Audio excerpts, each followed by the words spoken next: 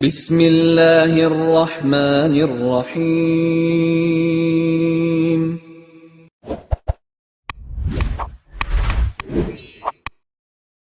السلام علیکم ورحمۃ اللہ وبرکاتہ۔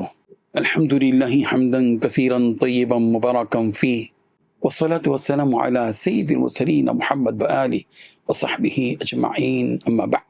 حاضرین و ناظرین، یہ درس حدیث نمبر 473 ہے اور آج کا عنوان ہے سونے سے پہلے معوذات پڑھ کر دم کرنا۔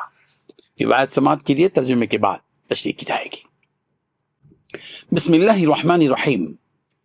عن عائشة رضی اللہ عنہا قالت كان رسول الله صلى الله عليه وسلم إذا أوى إلى فراشه كل ليلة جمع كفيه فنفث فيهما وقرأ فيهما قل هو الله أحد وقل أعوذ برب الفلق وقل أعوذ برب الناس ثم مسح بهما ما استطاع من جسده يبدأ بهما رأسه ووجهه وما أقبل من جسده يصنع ذلك ثلاث مرات، رواه الترمذی۔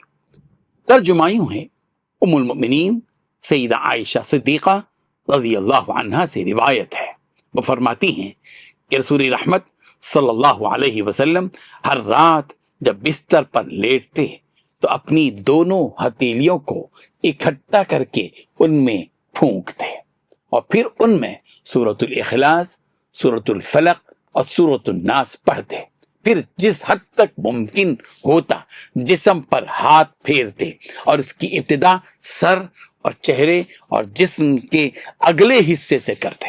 آپ علیہ السلام اس طرح 3 بار کرتے۔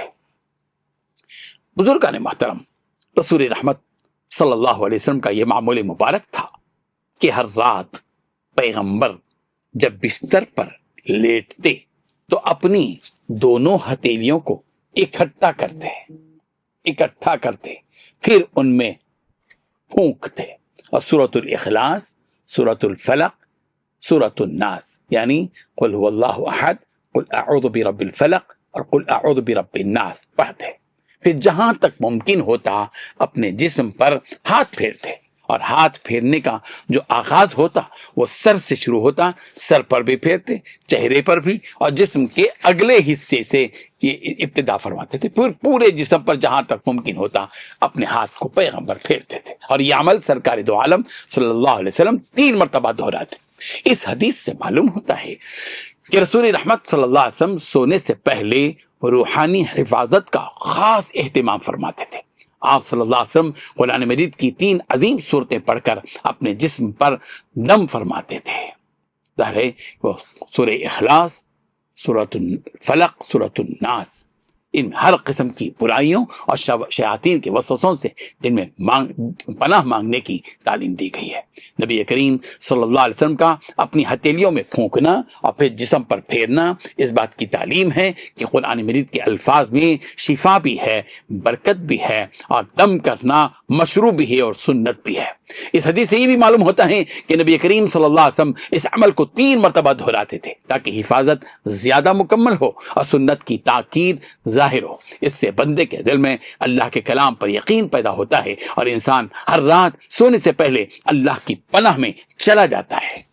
اس عمل سے انسان کے دل میں سکون پیدا ہوتا ہے اور خوف اور وسوسے ختم ہوتے ہیں، کیونکہ وہ جان لیتا ہے کہ وہ اللہ کے تحفظ میں ہے۔ ہر مسلمان کو چاہیے کہ سونے سے پہلے سورہ اخلاص، سورۃ الفلق، سورۃ الناس پڑھ کر اپنے ہاتھوں میں پھونکنے اور پورے جسم پر دم کرنے کا معمول رکھے۔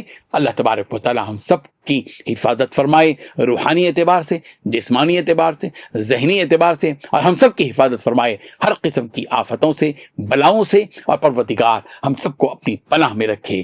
آمین۔ وآخر دعوانا ان الحمد للہ رب العالمین۔